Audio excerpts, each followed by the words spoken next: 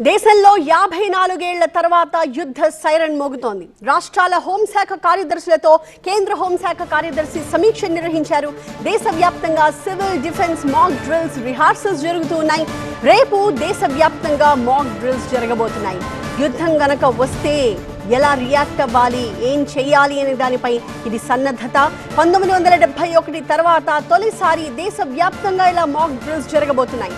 Metro నగరాల్లో air సైరన్లు ఏర్పాటు చేశారు.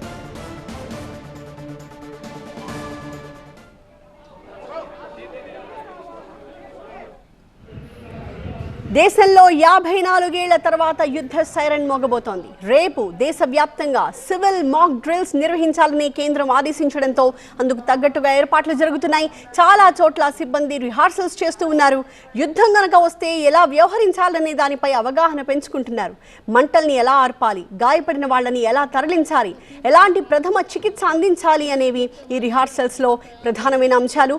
1971 పాక్ యుద్ధం సమయంలో దేశవ్యాప్తంగా ఇలాంటి మాక్ డ్రిల్స్ నిర్వహించారు. ఇప్పుడు పెహల్గాం ఉగ్రదాడి ఘటన తర్వాత భారత్ పాక్ మధ్య చోటు చేసుకుంటున్న ఉద్రిక్తతల నేపథ్యంలో ఇప్పుడు మళ్ళీ ఇవి అనివార్యమయ్యాయి. ఉత్తరప్రదేశ్లో అన్ని జిల్లాల్లో రేపు మాక్ డ్రిల్స్ నిర్వహించబోతున్నారు. బెంగాల్లో 23 జిల్లాల్లో 31 చోట్ల, మధ్యప్రదేశ్లో 5 చోట్ల, మహారాష్ట్రలో రత్నగిరి, సింధుదుర్గ్లో మాక్ డ్రిల్స్ నిర్వహించబోతున్నారు.